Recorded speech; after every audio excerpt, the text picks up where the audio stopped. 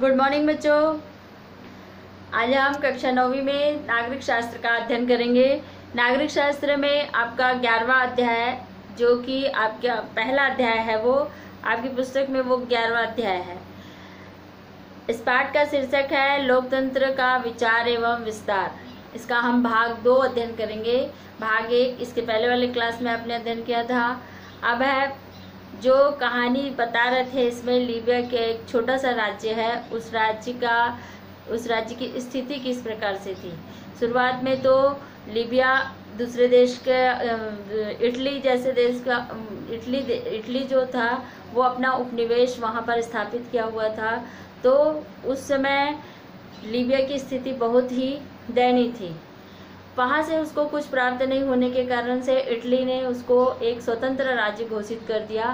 फिर उसके बाद यहाँ पर जिस प्रकार से उनकी शासन व्यवस्था चल रही थी, क्योंकि लीबिया एक बहुत ही निर्धन देश था और निर्धन देश होने के कारण से इसकी आर्थिक, सामाजिक, राजनीतिक स्थिति बहुत ही कमज़ोर थी।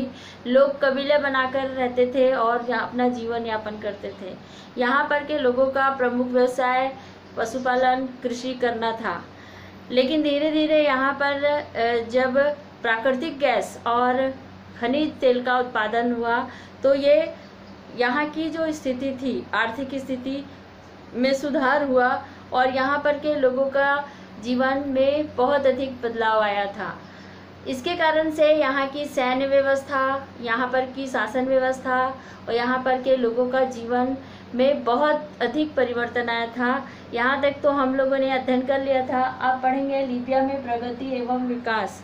लीबिया में प्रगति एवं विकास किस प्रकार से हुआ था। लीबिया में प्रगति एवं विकास के लिए देखेंगे, इसमें लीबिया हमारे यहाँ पर देखेंगे, हमारे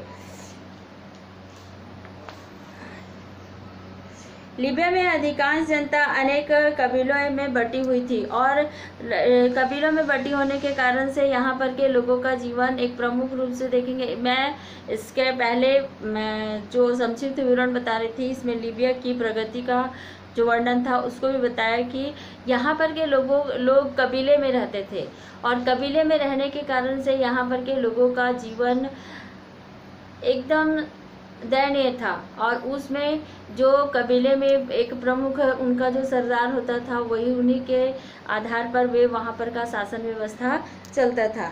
लेकिन धीरे धीरे इसमें तरक्की होने लगी और ये लोग केवल अपने यहाँ पर समाज और उसकी सुरक्षा एवं यहाँ पर सम्मान के विषय के बारे में सोचते थे।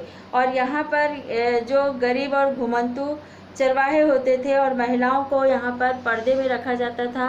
महिलाओं का कोई भी अधिकार नहीं होता था। एक तो ये था कि भारत जैसे देश में भी महिलाओं का प्राचीन काल में किसी भी प्रकार का इनको अधिकार नहीं मिलता था और ये लोग घर में ही रहकर जो भी काम काज होता था, परिवार की देखभाल करना, घर का काम करना, बस यहीं तक सीमित होते थे। उसी प्रकार से लीबिया में भी महिलाओं की स्थिति इसी प्रकार की बनी हुई थी। लेकिन धीरे धीरे जब लीबिया में प्रगति होना प्रारंभ हुआ तो यहाँ पर लीबिया में महिलाओं को भी उनके अधिकारों की रक्षा होने लगी, उनको अधिकार मिलने लगे थे ताकि महिलाएं समाज में अपने अधिकार के लिए लड़ सके, अपने अधिकार को पा सके। यहाँ पर देखोगे, इसके कारण से देखेंगे देश में नई सरकार एवं महत्वपूर्ण कदम उठाया, जिसमें यहाँ पर लीबिया में तेजी से प्रगति होने लगा था और इसमें तेल भंडारों का राष्ट्रीयकरण हुआ।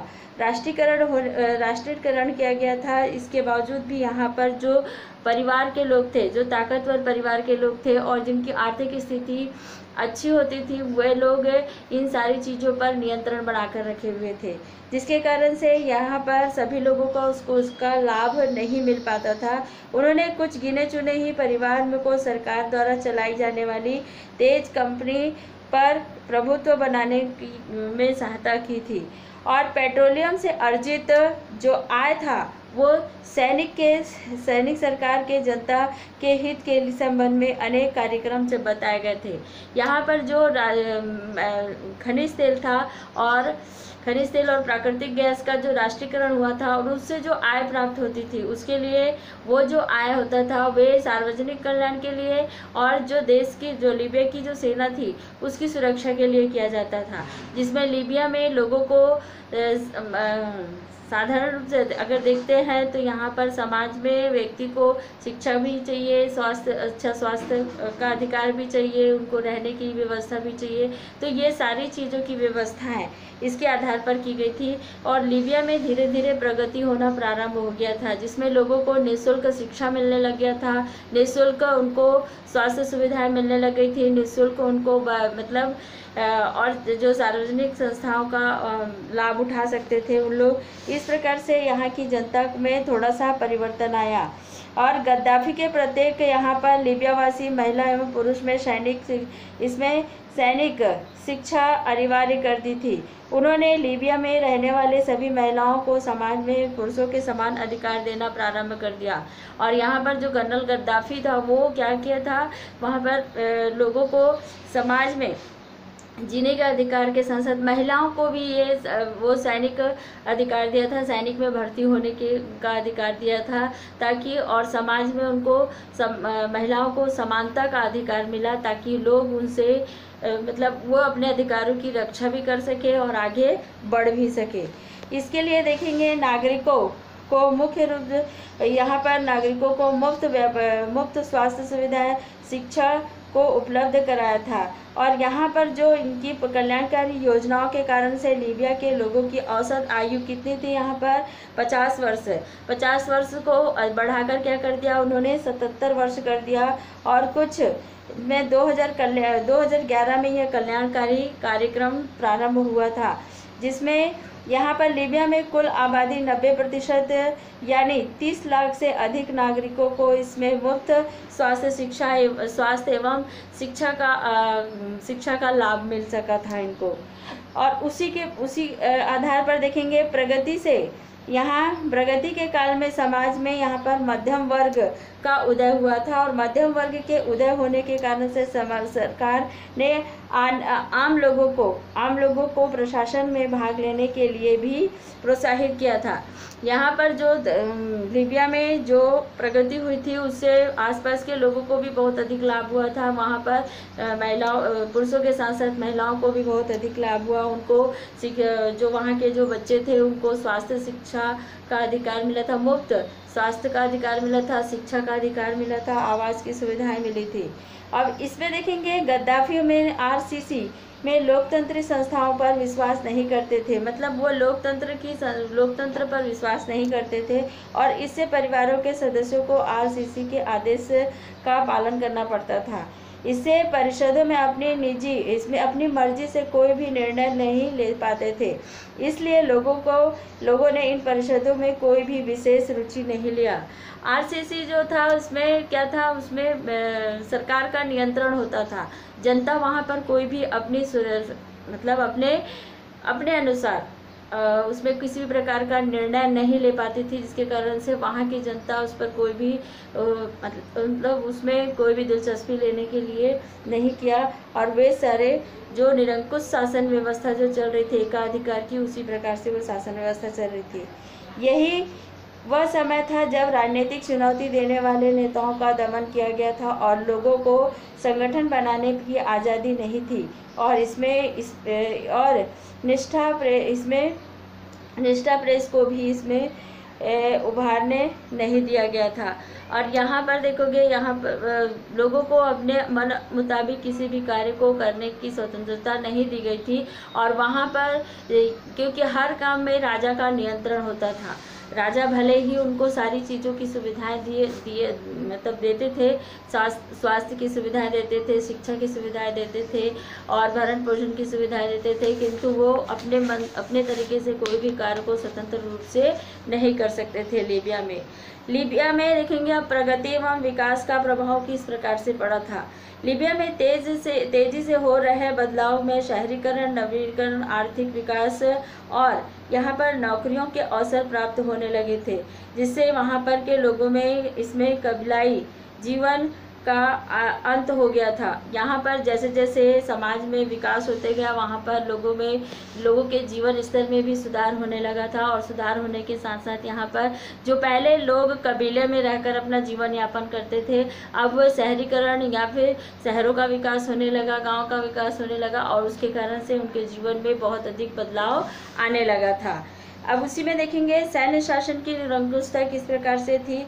गद्दाफी सरकार लोकतांत्रिक संगठन पर विश्वास नहीं करते थे। ये तो पहले ही आपको पता है कि गद्दाफी सरकार लोकतंत्र शासन व्यवस्था पर मतलब वो विश्वास नहीं करते थे। उन्होंने एक समानता प्रशासन सामूहिक बनाया था, जिसे वह क्रांतिकारी नियंत्रण परिषद या फिर RCC कहा जाता था। इसमें सैनिक सरकार किसी भी प्रकार के विरोध को सहन नहीं करती थी। जो सैनिक सरकार थी वो किसी प्रकार का विरोध सहन नहीं कर पाती थी, और यहाँ पर विरोधियों को बंदी बनाकर उसे दंड दिया जाता था, या फांसी दे दी जाती थी, या उसे दंडित करके जेल में डाल दिया जाता था। ये वहाँ की सैन्य शासन की निरंकुशता थी। मतलब यहाँ पर सैनिक सेना का जो कार्य था वो निरंकुशतावादी था। मतलब उन लोगों को किसी भी प्रकार से लोगों के प्रति दयावान नहीं थे। वे लोग उसके प्रति उदार नहीं थे, और वे लोग क्या, जब किसी व्यक्ति को देखते नहीं तो उसको क्या करते थे, वे बंदी बना लेते थे, या फिर उसे मौत की सज़ा दे दी जाती थी, क्योंकि उस समय यहाँ पर लोकतंत्र शासन व्यवस्था नहीं था। और यही सबसे बड़ा कारण था कि यहाँ पर लोकतंत्र के लिए लीबिया में संघर्ष हुआ। इसके लिए देखेंगे सन 2010 में लीबिया के पड़ोसी देश यहाँ पर ट्यूनीशिया में एक व्यापारी की हत्या करके विरोध में विद्रोह हो गया था, और उसी के कारण से लीबिया में बहरीन तथा सीरिया में तक का फैल गया था। इस विद्रोह का संचालन मोबाइल और इंटरनेट के माध्यम से किया गया था, और जिसे नियंत्रित करना सरकार के लिए बहुत ही कठिन हो गया था। और यहाँ अरब वसंत के नाम से यह लोकप्रिय हुआ था। अफ्रीका महाद्वीप में यह लोकतंत्र राष्ट्रवाद की इसमें लहर थी। और जनवरी 2011 में लीबिया में यहाँ पर वायदा नामक शहर में यहाँ पर भ्रष्टाचार एवं अलग योजनाओं के अंतर्गत मकानों को बनाने के लिए यहाँ पर लोगों में होड़ मच गई थी, और यहाँ पर आवास के लिए जो भ्रष्टाचार किया गया था, और वहाँ पर बहुत अधिक विद्रोह फैल गया था, जिसके कारण से बहुत सारे लोगों को नुकसान हुआ था। तो ये एक लोकतंत्र के शासन व्यवस्था को स्थापित करने के लिए किया गया था लीबिया में। और यहाँ पर देखेंगे इसमें बेनगाजी नामक शहर में जनता को आम सुविधाएं भी प्राप्त नहीं थी। यह शहर हिंसात्मक प्रदर्शन का केंद्र बन गया, और पुलिस इन्हें कुचलने का प्रयास कर रही थी। शहर के बहुत सारे लोग यहाँ पर बेरोजगार हो गए, और कई परिवार के लोग यहाँ पर आय में अनिश्चितता थी। देश में विभिन्न भागों में लोग आपस में इंटरनेट तथा मोबाइल फ़ोन के द्वारा बातचीत करने से यहाँ पर परेशानियाँ बताने लगे थे, किंतु सरकार द्वारा नियंत्रित मीडिया में ने इस तरह की सभी खबरों को यहाँ पर प्रसारित करने के लिए मना कर दिया था। उस समय अभी ये अगर बोला जाएगा तो ये इतिहास वर्तमान इतिहास है, प्राचीन इतिहास नहीं कह सकते, क्योंकि ये 2010 का बात है। और 2010 में इंटरनेट की सुविधा भी प्राप्त हो गई थी हमें, और मोबाइल की सुविधा भी प्राप्त हो गई थी। तो लीबिया में ऐसा कुछ जब होता था तो वहाँ पर लोग अपनी परेशानियों को बताने के लिए इंटरनेट और मोबाइल का उपयोग करते थे, किंतु सरकार उस पर कोई भी कार्रवाई नहीं करती थी, और वो अंत में जाकर उसने इंटरनेट और जो मोबाइल की सुविधा थी उसको भी आगे लोगों के लिए बंद करा दिया। लोग अलग अलग शहरों में विरोध प्रदर्शन कर रहे थे। इन विरोधियों के द्वारा सरकार इमारतों पर आक्रमण किया, और स्थानीय रेडियो स्टेशन को भी अपने नियंत्रण में ले लिया था, और इसी के कारण से शहर में बहुत अधिक दंगे फसाद हुए, विद्रोह हुआ था, और कई जगह के मतलब जो संस्था थे, चाहे वो आकाशवाणी रेडियो का हो, चाहे वो कोई भी सुविधाएं हो, उसको सारी चीज़ों को बंद करा दिया गया था। अब देखते हैं हम लोग लीबिया में लोकतंत्र की स्थापना किस प्रकार से हुई। यहाँ पर नवंबर 2012 में लीबिया में चुनाव हुआ जिसमें कई सार्वजनिक दलों के नाम लिए गए थे और लगभग 200 प्रतिनिधि चुने गए थे। एक नई सरकार की स्थापना हुई थी। उन्होंने यहाँ पर अंतिम संविधान की समस्याओं एवं भविष्य में लीबिया में लोकतंत्र स्थायी रूप से स्थापित हो सकता था। लीबिया में लोकतंत्र की स्थापना करने का सबसे बड़ा उद्देश्य था कि लोगों को सुविधाएं मिल सके और यही हुआ कि नवंबर 2012 में लीबिया में चुनाव हुए थे जिसमें यहाँ पर राजनीतिक दलों ने भाग लिया था और अलग अलग रूप से यहाँ पर 200 प्रतिनिधि चुने गए थे जिसमें एक नई सरकार की स्थापना हुई थी और उन्होंने इसके अंतरिम संविधान की व्यवस्था की गई थी और इसी प्रकार से धीरे धीरे यहाँ पर लीबिया में लोकतंत्र शासन व्यवस्था प्रारंभ हो गया था। तो यहाँ पर की स्थिति में सुधार हो गया था। एक निर्धन देश होने के बावजूद भी यहाँ पर देखोगे जब उनको सुविधाएं मिली थी, प्राकृतिक जो गैस था और खनिज तेल का जो भंडार उनको मिला था, उस पर उसका राष्ट्रीयकरण करने के बाद से भी सरकार वहां पर निरंकुशता दिखाई लोगों के प्रति। भले ही लोगों को सुविधाएं दिया गया था किंतु उन लोगों को किसी भी प्रकार से आगे की सुविधाएं नहीं मिल पाई थी और फिर जनता त्रस्त होकर यहाँ पर लोकतंत्र की स्थापना करना उचित समझा और लीबिया में एक दिन लोकतंत्र की स्थापना हो गई। तो बच्चों इस पाठ में आप लोग पुस्तक को बहुत बारीकी से अध्ययन करेंगे ताकि आपको एक एक चीज़ समझ में आ जाए। वीडियो कितना भी देखेंगे आपको समझ में नहीं आएगा जब तक आप पुस्तक नहीं पढ़ोगे। इसलिए सभी बच्चे पुस्तक भी पढ़ेंगे ध्यान से, वीडियो भी देखेंगे और जो भी PDF मिलेगा आपको वो उसको अपनी कॉपी में अच्छे से लिखेंगे। Thank you.